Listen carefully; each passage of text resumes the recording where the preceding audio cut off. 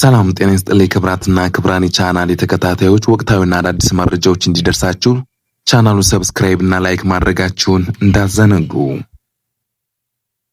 የኢትዮጵያ ጦር ኃይል አዲስ ትዕዛዝ፣ ፊልድ ማርሻሉ እና የጀነራሎች ድንገተኛ ስብሰባ።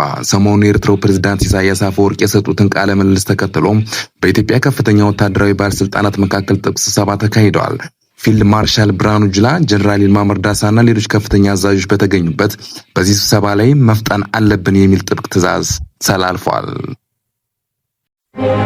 በሌላ ዜና ትራምፕና የኢራን ቀውስ አሜሪካ ወታደራዊ እርምጃ ትወስድ ይሆን? የዛሬው ቪዲዮአችን የሲኤንኤን የትንታኔ ዘገባ መሰረት በማድረግ በአሜሪካና በኢራን መካከል የተፈጠረውን እጅግ አደገኛ ውጥረት እንመለከታለን።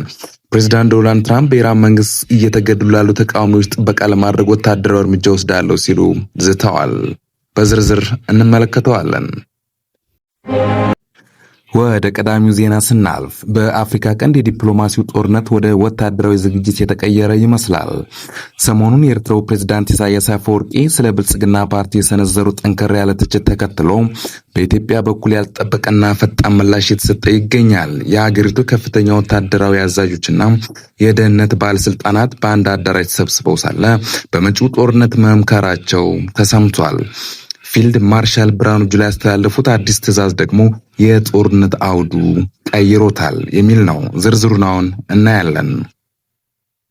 የጀነራሎቹ ስብሰባና የፊልድ ማርሻሉ ትዕዛዝ። በዚህ ጥብቅ ስብሰባ ላይ ፊልድ ብርሃኑ፣ የኢፌዴሪ አየር ኃይል አዛዥ የጀነራል ይልማ መርዳሳ፣ ጀነራል አለምሸት ደግፌ፣ ጀነራል ይመር መኮንንና የጠቅላይ ሚኒስትሩ የደህንነት አማካሪ አምባሳደር ሬድዋን ሁሴን ተገኝተዋል።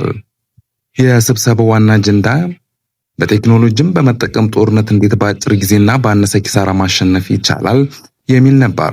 ፊልድ ማርሻል ብርሃኑ ጁላ በንግግራቸው ጦርነት ኖረም አልኖረም መፍጠን አለብን ሲሉ ለጀነራሎቹ ጥብቅ ትዕዛዝ ሰጥተዋል።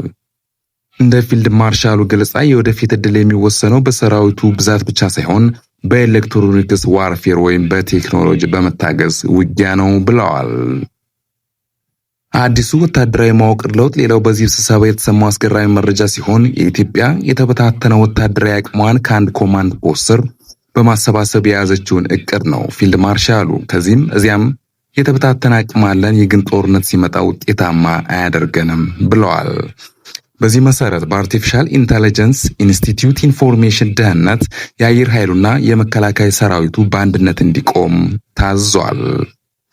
ኢደብሊው ፎርስ ራሱን የቻለ ኮማንድ ፖስት ይዞ ጦርነቱ መደገፍ አለበት ያሉት ፊልድ ማርሻሉ ሰራተኞችና ቴክኖሎጂ በአንድ ማዕከል እንዲመሩም ወስነዋል። የጦር መሳሪያ ምርትና ማጠቃለያ። በመጨረሻም የኢትዮጵያ ሁሉንም አይነት መሳሪያዎች ከውጭ መግዛት እንደማትችል የገለጹት ፊልድ ማርሻሉ አንዳንድ የጦር መሳሪያዎች በአገር ውስጥ የማምረት ስራ መጠናከር እንዳለበትም አሳስበዋል። ይህ ዝግጅት ለኤርትራው ፕሬዝዳንት የተሰጠ ተግባራዊ ምላሽ ሲሆን ወይስ የሰራዊቱ መደበኛ ዝግጅት ክፍል ለጊዜው ግልጽ ባይሆንም በአካባቢው ያለው የጦርነት ዳመና ግን እያረገዘ መሆኑን ያሳያል። አድማጮቻችን የጀነራሉ ባንድ ላይ መሰብሰብና ፍጠኑ የሚል ትዕዛዝ ለእናንተ ምን ትርጉም ይሰጣችኋል? ኢትዮጵያ በቴክኖሎጂ የታገዘ ጦርነት ለመቅጠም ዝግጁ ናት? አስተያየታችሁን በኮሜንት ጻፉልኝ። ቪዲዮውን ላይክ ማድረግና ቻናሉ ሰብስክራይብ ማድረግ እንዳትዘነጉ። በሌላ ዜና ዛሬ በመላው ዓለም መገናኛ ብዙሃን ትልቅ ትኩረት ያገኘውና ሰላም አደጋ ላይ የጣለው ሰበር መረጃ ይዘንላችሁ ቀርበናል። የአሜሪካው ፕሬዝዳንት ዶናልድ ትራምፕ በኢራን መንግስት ላይ እጅግ ከባድ ማስጠንቀቂያ ሰንዝረዋል። ትራምፕ በኢራን ሕዝብ ላይ የሚፈጸመው ግድያ ካልቆመ ወታደራዊ እርምጃ ወስዳለሁ ሲሉ አዲስ ቀይ መስመር አስምረዋል። ዛሬ በዝርዝር የምንመለከተው የትራምፕ ዛቻ ምን እንድምታ አለው? አሜሪካ በእውነት ኢራንን ትመታለች? ዝርዝሩን አሁን እናቀርባለን።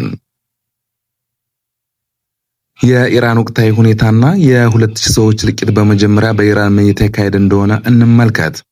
እንደ ሮይተርስና ሲኤንኤን ዘገባ ከሆነ በኢራን ውስጥ በተቀሰቀሰው ህዝባዊ ተቃውሞ እስካሁን ከ2000 በላይ ንጹሃን ዜጎች በመንግስት የጸጥታ ኃይሎች ተገድለዋል። መንግስት ተቃውሞውን በኃይል ለመጨፍለቅ የወሰደው እርምጃ ዓለምን አስቆጥቷል።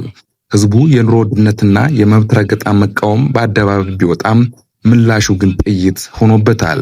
ይህ ጭፍጨፋ ነው እንግዲህ ዋይት ሃውስን ወደ ቁጣ የቀየረው።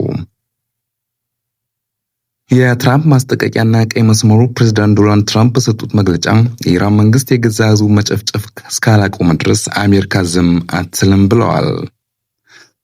ትራምፕ የአየር ድብደባ ወይም ሚሊታሪ ስትራይክስ ሊፈጽም እንደሚችል ፍንጭ ሰጥተዋል። ሲኤንኤን እንደዘገበው ከሆነ ትራምፕ ለኢራን አምባገነን መንግስት አዲስ ቀይ መስመር አስቀምጠዋል። ይህ ቀይ መስመር ከዚህ በፊት ከነበሩት የተለየ የሚያደርገው አሜሪካ ለተቃዋሚዎቹ እርዳታ ለመስጠት ቀጥተኛ ወታደራዊ ጣልቃ ገብነት እንደ አማራጭም ትወስዳለች ብለዋል። ወደ ትንታኔው ስናልፍ ጦርነት ይነሳ ይሆን? የፖለቲከኛ ተንታኞች እንደሚሉት ከሆነ ትራምፕ ይህ ማስጠንቀቂያ የሰጡት በኢራን መንግስት ውስጥ መከፋፈል ለመፍጠርና ተቃዋሚዎቹ ተስፋ እንዳይቆርጡ ለማድረግ ነው። ሆኖም ግን አሜሪካ ኢራን ላይ ጥቃት የምትሰነዝር ከሆነ አፍሪካ ቀንድን ጨምሮ በመላው መካከለኛው ምስራቅ ውስጥ ይገባል ተብሏል። የኢራን መንግስት በበኩሉ ማንኛውም አይነት ጥቃት ለመመከት ዝግጁ መሆኑን እየገለጸ ይገኛል። ይህ ሁኔታ ዓለምን ወደ ከፍተኛ ውጥረትም እየከተተ ነው። አድማጮቻችን የዶናልድ ትራምፕ ማስጠንቀቂያ በኢራን ላይ ያለው ሁኔታ የት ያደርሰዋል ብላችሁ ታስባላችሁ? አሜሪካስ በእውነት ወታደራዊ እርምጃ ትወስድ ይሆን ወይስ የፖለቲካ ጫና ብቻ ነው?